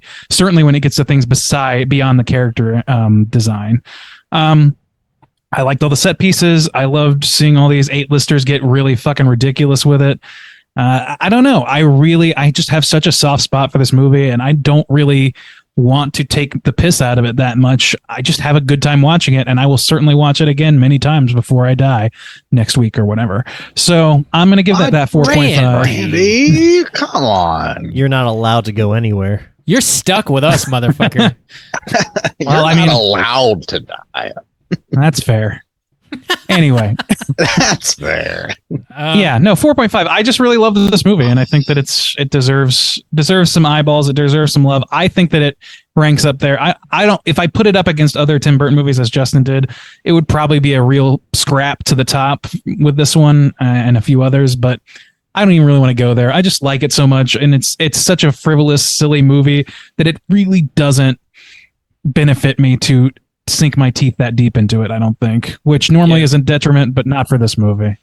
Yeah, Tim Burton has so many like amazing movies. It's hard to compare most of his filmography to like his top 5. He's got like his top 5, and then there's like a lot in the middle, and then he's got some movies that I think are just dog shit, to be honest. Oh yeah, absolutely. I don't know. He's kind of he's got like Beetlejuice in that way, where he's got bangers and just like trash. Gun to your head. Yeah. Favorite Tim Burton Beetlejuice movie. I think is a far better. Oh, sorry. I would say Beetleman. Tim Burton movie. Beetlejuice. Yeah, gun to your head. Favorite Burton movie. Probably Beetleman. I think it's probably his best that holds up.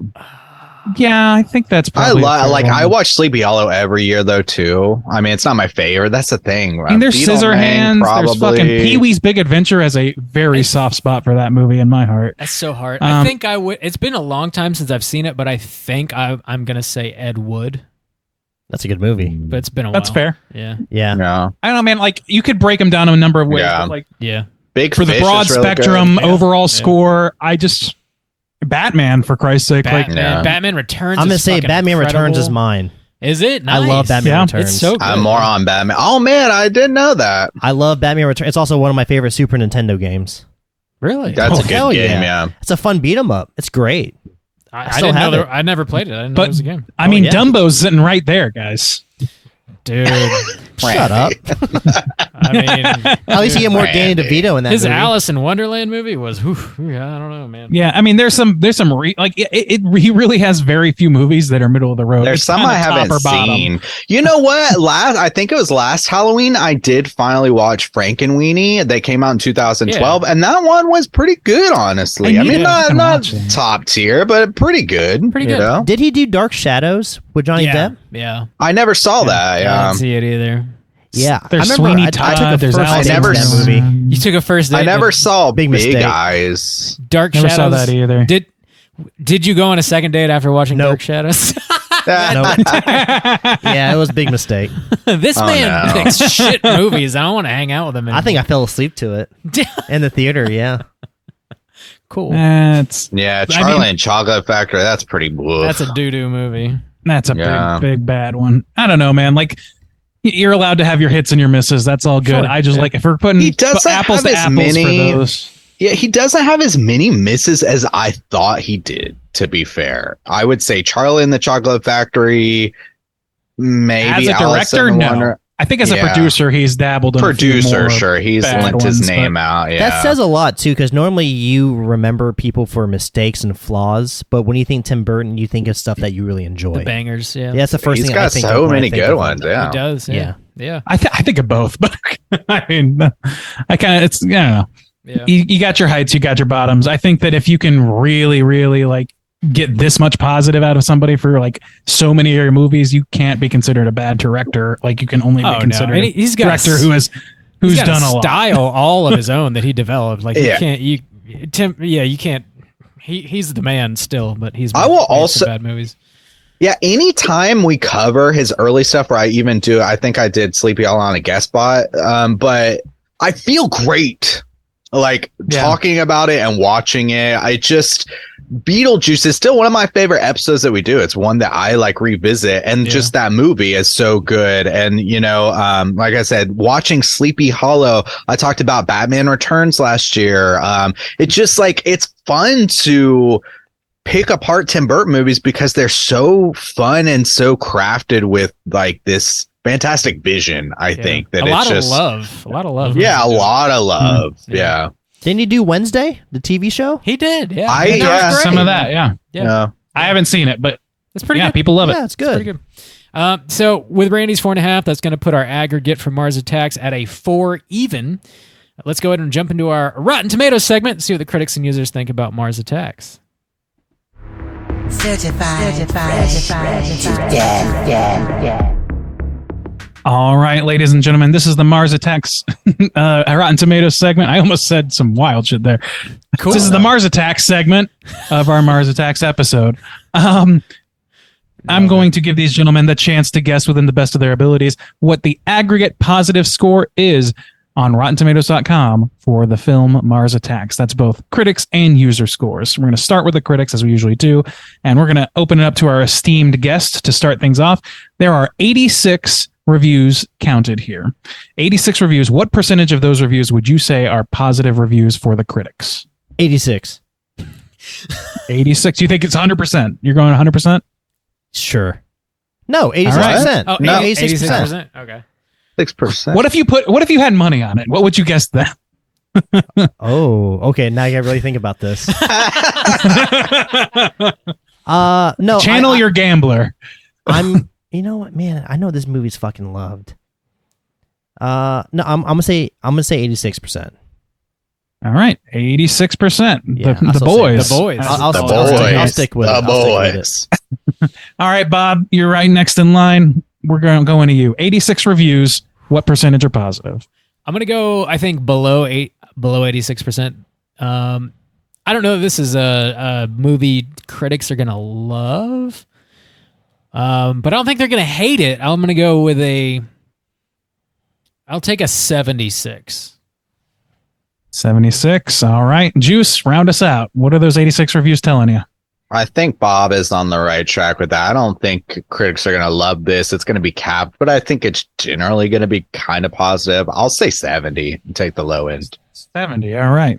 Well, the low end is going to serve you quite well. It's 56%. Oh, wow. No. Oof. Yeah, I didn't think. I thought Bob was on the right track there.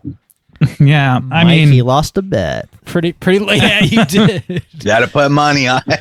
Yeah, don't worry. Get that White Castle. All on black. Justin's got White Castle money now, so he's gonna treat us. I got hell yeeting money, boys. Oh shit! This drink's all free. Right, we're gonna. I'll never forget that. All right, boys, this is the audience score we're jumping into now. There are over 250,000 ratings, so we got a much bigger pool to pull from here. What do you think, Juice? Start us off. What do you think those 250,000 ratings are telling you? What percentage are positive? I think this is the one where it's going to be higher than the critics, but I still think it's going to be capped. I mean, I think, we're looking at this like from a nostalgia standpoint, but even Matt coming on Starship Troopers really made me think like, yeah. And there's a lot of people out here who would probably not like this movie very much. So I think I'll stick with my 70. 70. All right. Bob, bring in the meat. What are you going to say? I'll go higher than that. I'm I'll just take an 80. 80. All right. That's much lower than I thought you would say, considering you just told us earlier that it's impossible to dislike this movie. It's impossible. And I don't tell jokes ever. Yeah. Well, the chips are down. It's a joke. What? It's a joke.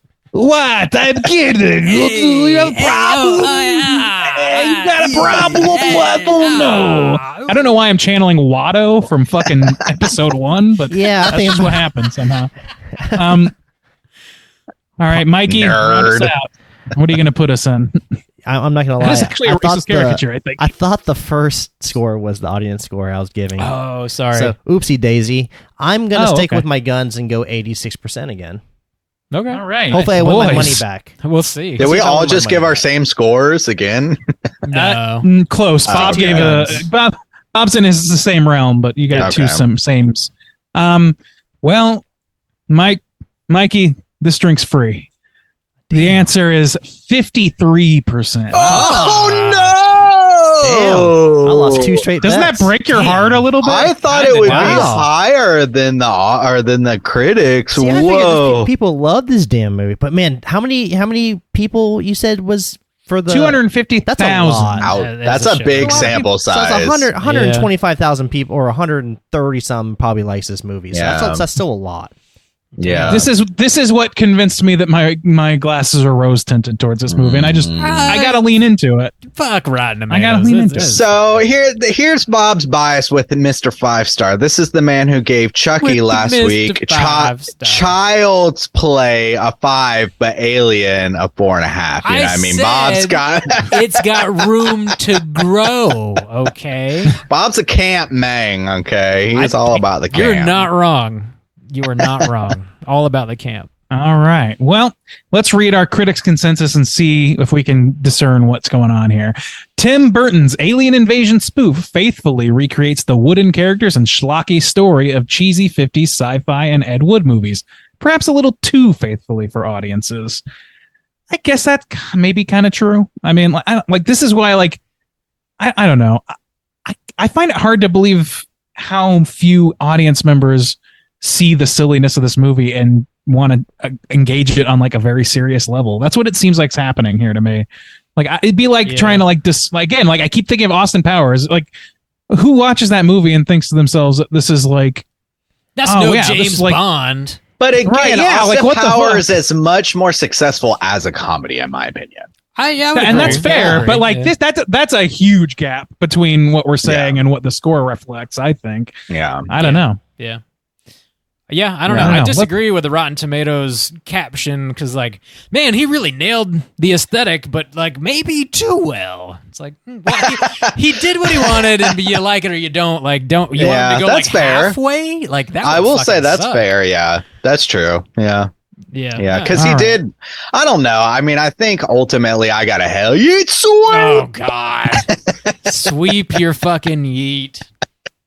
Let's get down to brass tacks with these critics and find out what they. Let's read some negative reviews and see again if we can discern what's going on here.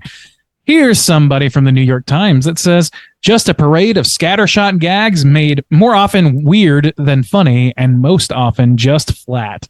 I don't know what's so fucking weird about the humor. These jokes to me are "Take my wife, please." They're hacky in a funny in a funny outfit.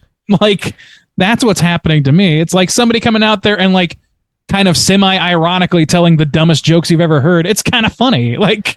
It's Tim Heidecker shit. No, it's not quite that, but I feel like people just can't turn their brain off anymore and just enjoy a silly movie. Are too smart. I wish that was the problem. Yeah. I wish. I don't think that's the problem. Yeah, I feel like I don't think people being too smart is the issue. That's probably why we don't have enough aliens coming by anymore. They're probably Earth's too stupid now. Fucking idiots live there. Yeah. That's probably true. Yeah, they're boring now. Yeah. All they do is stare at their phones. We're a flyover planet. Yeah. It's like when don't stop there. When aliens go on summer vacation, if you're poor, you go to Earth. Yeah, everyone else goes to Disney World, but you're poor. The humans' so you go to dirty Earth. buttholes for the summer, and then come on back. Oh man, here's one. Mars is a fireball of failure. A B movie crammed full of A-list actors, an exercise in tacky self-indulgence that will numb you with its labored eccentricities. What's more, Good Lord. it would take a greater detective than I to find a single funny line. Oh my A greater. This is a person- detective than I. This is a person that is contemplating suicide. I Way think. too He is serious. farting into his own mouth. Yeah. Puffing his farts. I think Oh, he was man, waiting that for like shit's Daniel hilarious. Day-Lewis to be in this movie or something. Yeah. Like, dude, come on. That's no Abe Lincoln, so I don't like this movie. But see, it's kind of a bummer. I mean, to talk about today, it's a bummer that movies like this won't even be approached to be made because of that kind of attitude. I mean, it's supposed to be kind of cheap fun in a schlocky kind of way. Yeah. I mean, Yeah. I think like Brenfield fits that model, and as much as I don't think it was as funny, or like I don't think it compares to me, but like it compares in the sense that I think that it's kind of going for a lighthearted spoof of a genre. Yeah. I think that's there needs to be space in the fucking world of movies for that, and there's just limited space for anything besides what is tried and true until it's not. So we'll see. I don't know. Tides are turning, boys. Ooh, that Flash movie is bombing. It was bad. Yeah. Bomb. Oh, was it? Yeah. I've heard one person tell me it was great, and everyone else has disagreed greatly. Oh, dude, it was pretty bad. That was another one that old Chris, what's his name, stand for. That dude's such a stand now. That dude is. Yeah, you we cannot need to trust stop that man's shitting on opinion. YouTubers. Like, I like I don't know. I like I like him. I like him. I don't yeah, know. he seems like a super nice guy. I mean, don't have a he problem seems with like a people nice being- guy, but like anything that I've seen now has just been so rosy, I mean, over the top positive that I agree with wouldn't. you. I completely agree with you. But I'm not I like don't know. that dude really needs a kick in the nuts. Sometimes we need to delineate because you have attacked people personally in this podcast, and I will continue to do so. Great. We know. Excluding So we'll continue to parse some. that. Yeah, just put a disclaimer, I guess. Cool. All right, Randy, we'll wrap that Rotten Tomatoes segment. Yep. Right on. There's a shitload of trivia. Let's go ahead and get into it. It's totally time for trivia. All right. Yeah, this was like loaded with some really interesting trivia. I tried to work some in throughout the conversation, but there's plenty more. First thing here, to make the Martian girl costume as smooth as possible, it had no zipper or buttons on it whatsoever.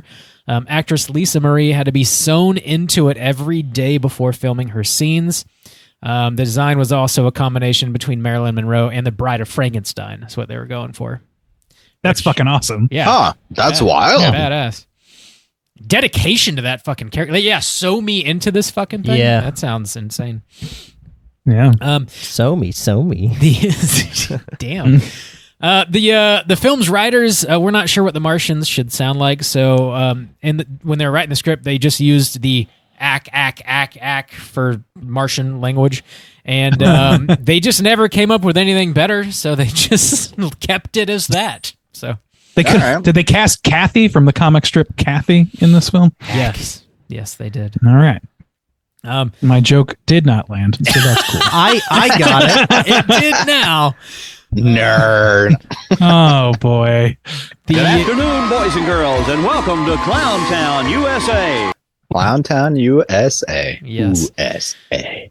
The design of the Martian spaceship in the film was inspired by the movie Earth vs. the Flying Saucers from 1956, and the saucers in that movie had the radio dish looking ray that came down from beneath it.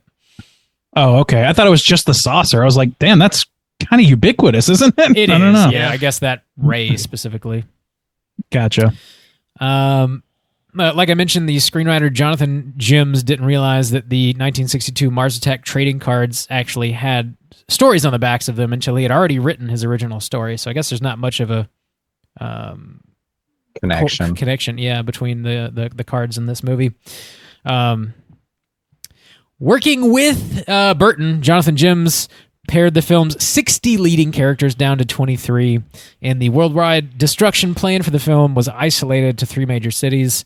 Originally, it was supposed to take place in China, the Philippines, Japan, Europe, Africa, India, Russia, fucking everywhere. And then towards the end of the movie, you kind of see little bits of destruction in Paris, London, and the Taj Mahal explodes too.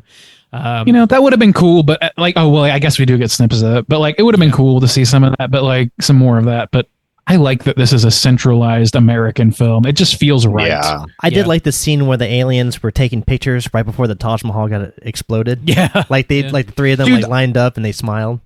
Yeah. Those stupid little bits are like the best. Fucking love that shit. Yeah.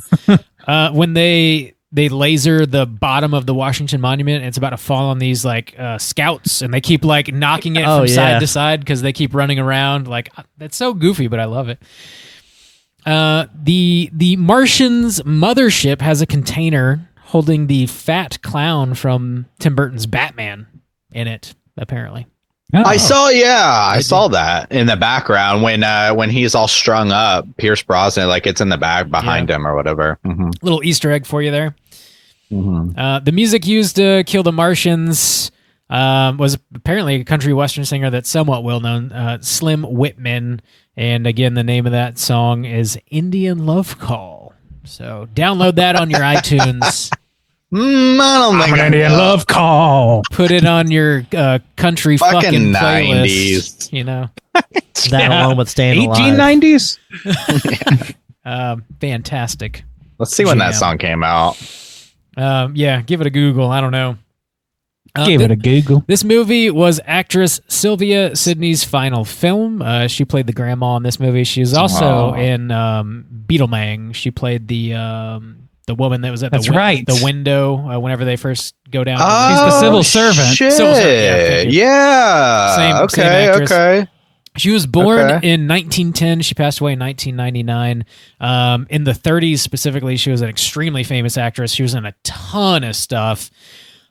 She was nominated for an Academy Award for Best Supporting Actress for a movie called Summer Wishes, Winter Dreams from 1973. So pour one out for her. She was all over the place. I was looking at her filmography. It is super long. It's a long filmography. Yeah. Our boy Roger L. Jackson, who's best known as doing the voice of Ghostface from the Scream franchise.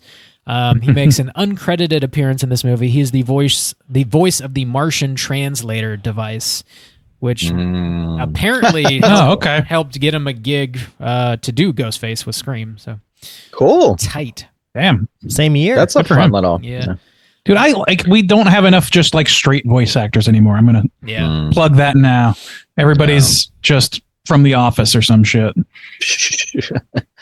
1952 was when Slim Whitman's Indian Love Call was released. There you go. Download it on your iTunes now. I will not. The last bit I have here, apparently this was a budget of about 80 million and it grossed 101 million at the box office, so it's not really seen as a big success. I'm just glad it wasn't a complete bomb. I mean, I don't know. Yeah. It would just make me feel worse about the scores and shit of this movie. Yeah. Not terrible. I mean, it made something. So yeah. There you go. That's all the trivia I've got. Let's go ahead and talk Cooter of the week.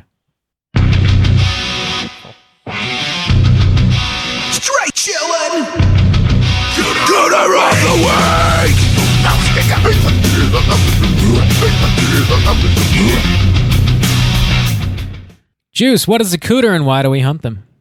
Oh, Cooter's a character type and a straight chillin' exclusive. Cooter must hit 3 of these 5 points to be considered a Cooter. Oh! We want the Cooter with the most points. The 5 points of Cooterdom are sexual deviance, manipulation, smug arrogance, overall looking attire, and overall patheticness. Boys, is there a Cooter in Mars Attacks? Clifford. I think there's Clifford. Yeah. I was thinking. Fucking Martin Short is like top of, in terms of humans, and I do think there's an argument to be made for the Martians as well. But Oh yeah. I think he's the top list of humans, right? Is anybody else really hit that? I would say sexual deviance. Sexual deviance. Absolutely. Yeah. Checkaroonie. Okay. Yep. Smug arrogance. Smug arrogance. I would say, yeah. Smug arrogance, yeah. It's clearly got the smug arrogance going. Patheticness. Pathetic. Yes. Yes. So,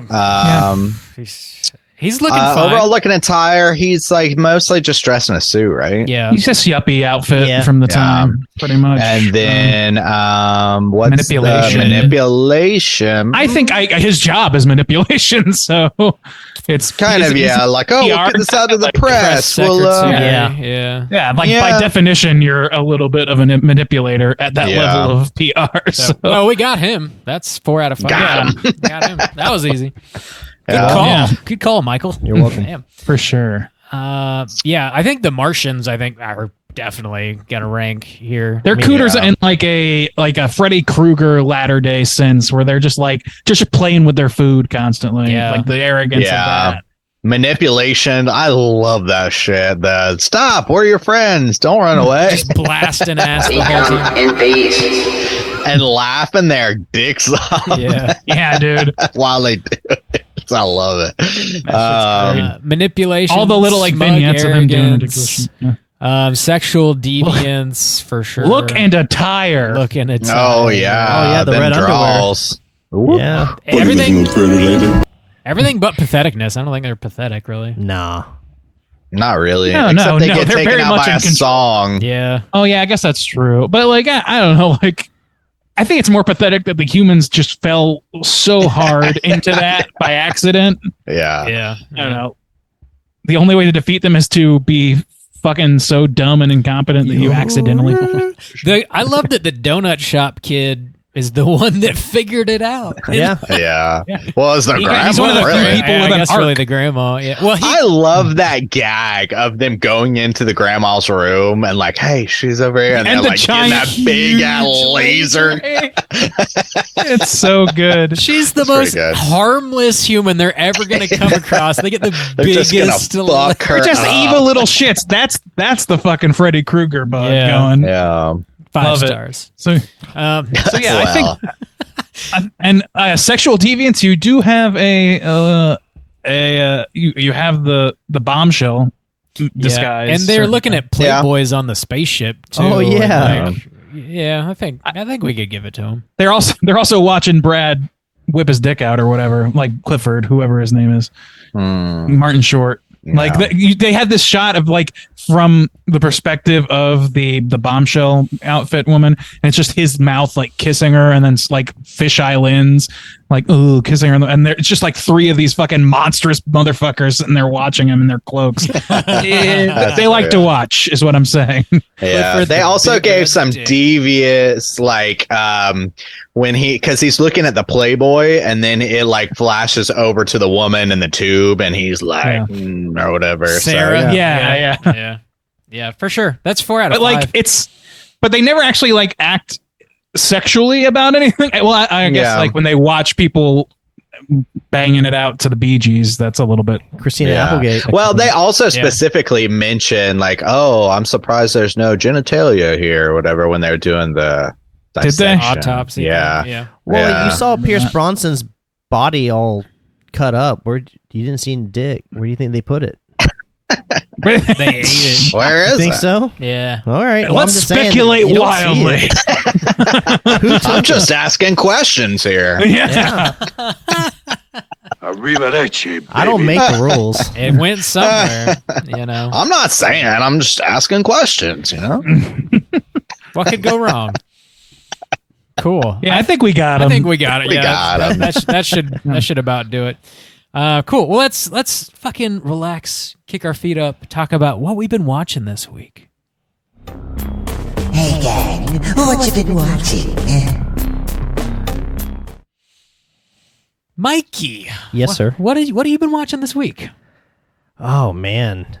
So we just recorded our Let's Get Physical Media episode, so I like to take this week to not watch any movies. Yeah. You know, because we just buy so many every fucking month.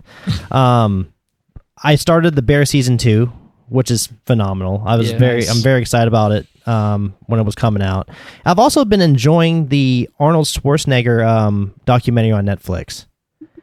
Cool. I didn't know that existed. Yeah, it's super cool. Like it starts off with him, getting the inspiration of wanting to start working out and bodybuilding, and how he eventually moves into Hollywood, and it's really good. And he's in there too, telling the story. So I've been finding that very entertaining.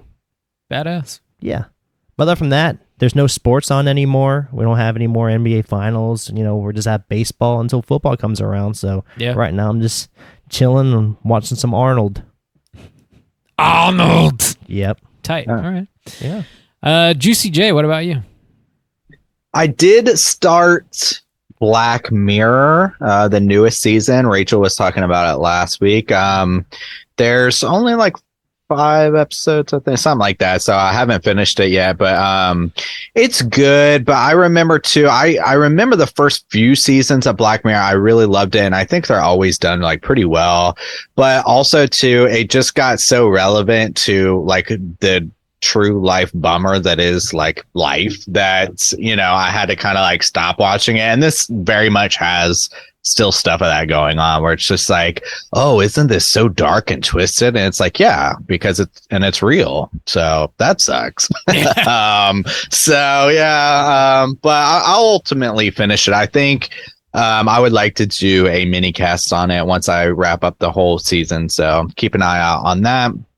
And the only other thing I can like talk about right now is I finally finished Beau is Afraid, which is another huge bummer of a movie. So a lot of bummer stuff been watching lately, but that movie's wild. Like I said, I recorded a mini cast on it as one of the longer mini casts I've done because the movie's 3 hours fucking long, and it is just packed full of just wild shit nonstop. So it's a lot of a movie, and I'm kind of conflicted on it because it is so like stuffed full and like such a bummer and stuff. But I mean, it's done well. It's just what's done well, like it's tough to watch. So it's just Ari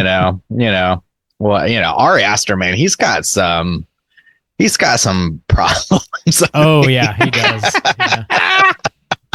He's working through them. You know what though? Hey, show me a man with problems. Yeah, that's the thing about it is if this is his way of coping with whatever deep stuff he's got going on, then good on that guy because at least he's making interesting, creative films out of it. So, yeah. But yeah, that's all I can talk about for now. Bob, what you been watching, my guy? Couple things. I went to Tampa this weekend. I got to see the Misfits play the original lineup with Dave Lombardo on the drums, and they did like a 90-minute set. Wow. Yeah, they played a good long set, and those dudes are like in their 60s now. Danzig turned 68 on Friday, and we saw the show on Saturday, and he's just running around singing his ass off for 90 minutes, man. Those dudes are old, but like they take care of themselves. They're in pretty good shape, and they sounded great. They sounded good for them. Fantastic. Great. Not always the case with aging bands. Not always the case. Yeah, they don't play very often at all. So it was like one of those bands I never really thought I'd get the chance to see, and then all of a sudden they popped up in Florida, and I was like, well, I will go on down to Tampa to see that. Also, you think we'll still be podcasting when we're 68, boys? Yes. Sure. God, we'll be chained to the mic. You got to keep it going. I've got 45 years left to go. I'm not stopping until I'm 69, then I'll throw in the towel. Okay. By then, the age of retirement will be like 80-something, so we'll be still going. Yeah. The opening bands for the Misfits were Fear and Megadeth. Nice. Fear was like kind of cool to see because Mr. Body is the front man. Like I don't like love their music necessarily, but it's just Mr. Body, like the real the guy who wore the suit thing. The Leaving, from the movie Leaving. Clue. Oh, I was thinking Mr. Goodbody. Mr. Goodbody. Oh, I would love to see that metal band. Leaving, okay. Mr. Body from Clue, gotcha. Yeah. Oh my God. Dude, that's Mr. such a great Goodbody on the mic. And now I'm going to show you how the larynx works. That would be dope. Had to stop her screaming. So that was a lot of fun. What I've been watching on the screen, season 2 of The Bear. I've watched the first 4 out of 10 episodes. So far, it's fantastic. I really love that show.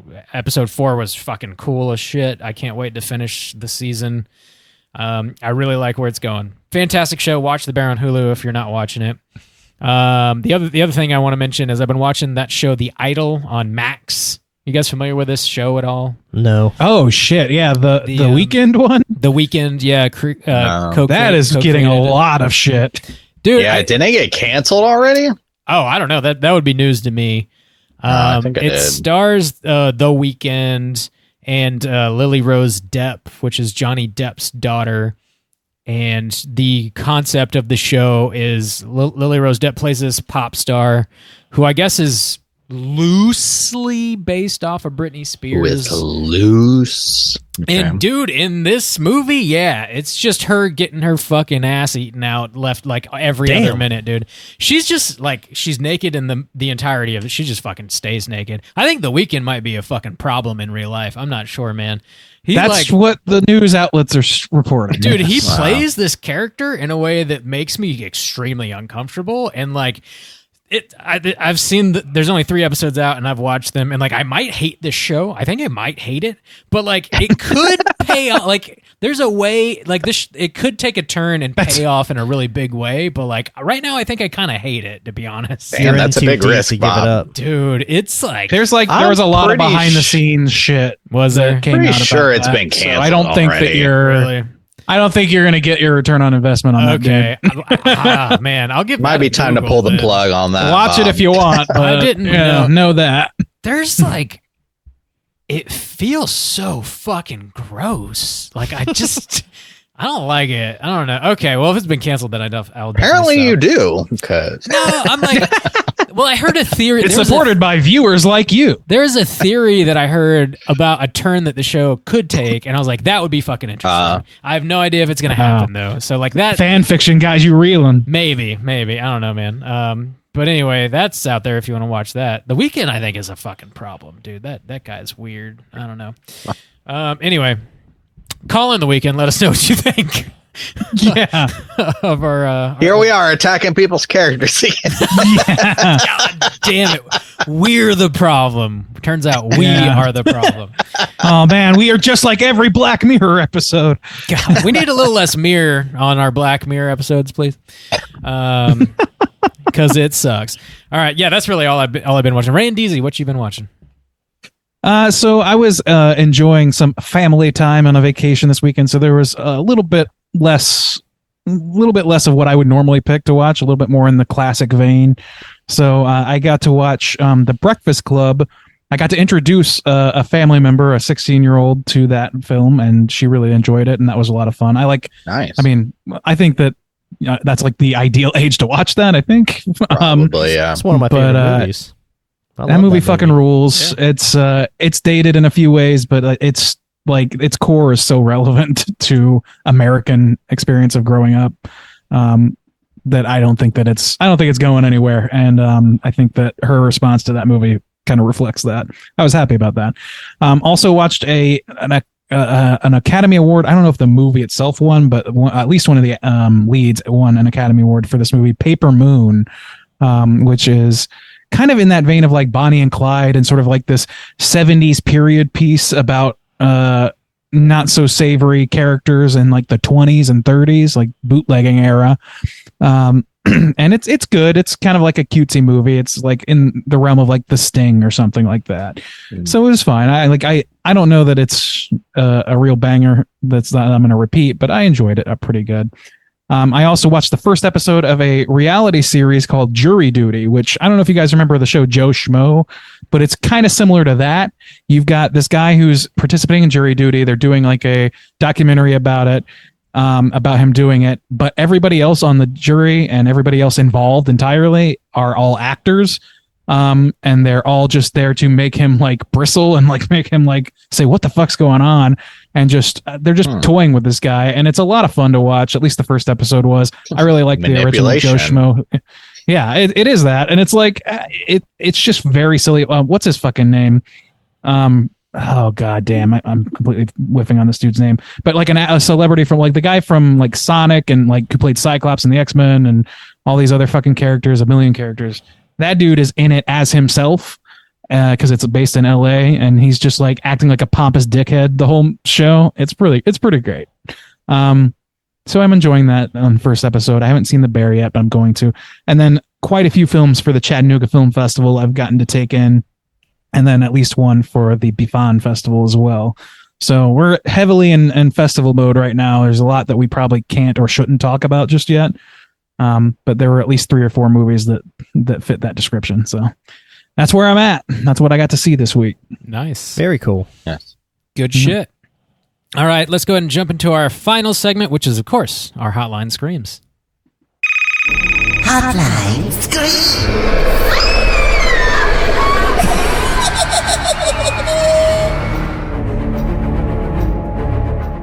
If you guys are listening and would like to call in and leave a voicemail to be featured on next week's show, hit us up at 904-638-3231.